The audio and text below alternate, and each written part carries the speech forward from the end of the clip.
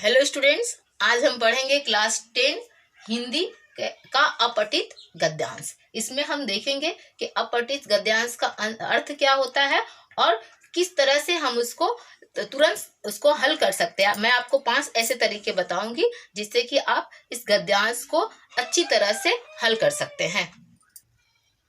तो देखते हैं पहले अपठित गद्यांश का अर्थ क्या होता है। ठीक है, अपठित गद्यांश पता ही चल रहा है इससे, अपठित जो हमने पढ़ा नहीं है। ठीक है, आप हिंदी पढ़ते हैं लेकिन ऐसे आपको गद्यांश दिया जाएगा। गद्यांश का अर्थ क्या होता है? गद्य यानी कहानियां। ठीक है, कहानियों का कुछ एक अंश, पूरा कहानी आपके पास नहीं होगा, उसका कुछ एक भाग दे दिया रहेगा जिसको आपको पढ़ना पड़ता है। लेकिन हमें जो दिया जाता है, जो गद्यांश दिया जाएगा जिसको हमने कभी नहीं पढ़ा है। ठीक है, तो इसका अर्थ क्या होता है? गद्य का ऐसा अपठित गद्यांश। गद्यांश का अर्थ क्या होता है? गद्य का ऐसा अंश जिसका पहले अध्ययन नहीं किया गया हो। ठीक है, उसे क्या कहते हैं? अपठित गद्यांश। क्यों दिया जाता है? ये भी सवाल है बच्चों का कि क्यों हम पढ़ेंगे अपठित गद्यांश।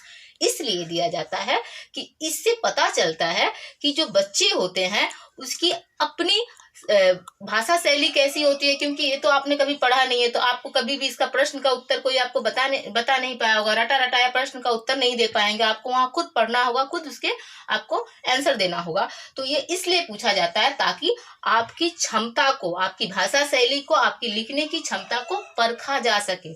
ठीक है, और साथ ही साथ ये क्या है, जब हम लिखेंगे तो सावधानी पूर्वक क्या करेंगे, और अपठित गद्यांश को क्या, पहले भावार्थ को समझते हुए सावधानी पूर्वक और गंभीरता से उसका अध्ययन करना आवश्यक होता है। जब भी हम प्रश्नों का उत्तर देंगे अपठित गद्यांश का, तो क्या करेंगे, पहले उनको अच्छी तरह से पढ़ेंगे, उनके अर्थ को समझेंगे और फिर उस प्रश्नों का उत्तर देंगे। अब मैं आगे आपको बता रही हूँ 5 ऐसे तरीके जिससे आप बहुत ही जल्दी और अच्छी तरह से इन प्रश्नों को क्या कर पाइएगा, हल कर पाइएगा। तो आइए देखते हैं 5 ऐसे सरल तरीके जिससे आप तुरंत ही क्या कर सकते हैं, इन प्रश्नों का उत्तर सही और अच्छी तरह से लिख पाएंगे। पहला क्या है, सबसे पहले हमें क्या करना चाहिए, अपठित गद्यांश को 2 से 3 बार ध्यानपूर्वक पढ़ना चाहिए। पढ़कर उनके मूल भाव को समझना चाहिए कि उस गद्यांश में हमसे क्या कहना चाहता है, उस गद्यांश में क्या संदेश छिपा हुआ है।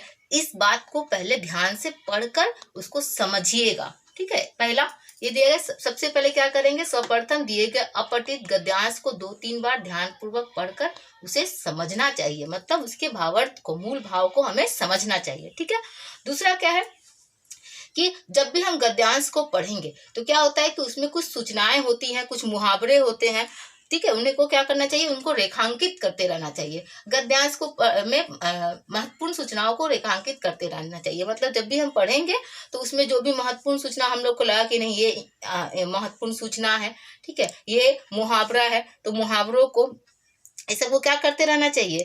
कठिन शब्द जैसे आते हैं, कठिन शब्दों को हम लोग को रेखांकित करते रहना चाहिए, अंडरलाइन करते रहना चाहिए। ठीक है, ताकि आगे जब हम प्रश्न का उत्तर लिख सके तो वहां हमें उस वक्त वहां पे हमको जरूरत महसूस हो सकती है। फिर क्या, शीर्षक संबंधी प्रश्न पूछे जाते हैं। तो जब भी शीर्षक संबंधी, शीर्षक मतलब क्या, टाइटल, जब भी हम शीर्षक संबंधी प्रश्नों का उत्तर लिखेंगे तो बहुत जरूरी है कि हम पूरे गद्यांश को पहले पढ़ लें। बच्चे क्या होते हैं, बस पहले 2 लाइन 3 लाइन पढ़ लेते हैं, अब उसके ऊपर अपना कोई भी शीर्षक डाल देते हैं। नहीं, जब भी हम टाइटल देंगे पूरे गद्यांश को पढ़ेंगे, समझेंगे कि गद्यांश कहना क्या चाहता है, उसके ऊपर हम उसके शीर्षक संबंधी जितने प्रश्न हैं उसके उत्तर को लिखेंगे। ठीक है, और एक इसी से संबंधित क्या है कि जितने प्रश्न हमें दिए जाते हैं, हमें प्रश्नों को समझना बहुत जरूरी होता है कि जितने सभी प्रश्नों को अच्छी तरह समझने के बाद उत्तर दे। 4 नंबर हमारा पॉइंट क्या है कि सभी प्रश्नों को अच्छी तरह समझे। ठीक है, बच्चे क्या होता है, प्रश्न पढ़े और उत्तर लिखना शुरू कर देते हैं, समझते नहीं है कि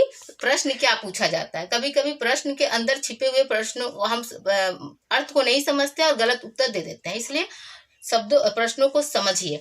और 5वां नंबर जो है सबसे जरूरी, कि जब भी प्रश्न का उत्तर लिखें, आपके जितने अंक, जितना ही आपको दिया गया है कि इतने शब्दों के अंदर लिखिए, तो आपको उतने शब्दों के अंदर ही लिखना पड़ेगा उत्तर। उससे ज्यादा आप प्रश्नों के शब्दों को ना बढ़ाएं। वीडियो देखने के लिए धन्यवाद। आशा करती हूँ कि आप लोग को समझ में आ गया होगा। चैनल को सब्सक्राइब करें। Thank you very much. हाँ।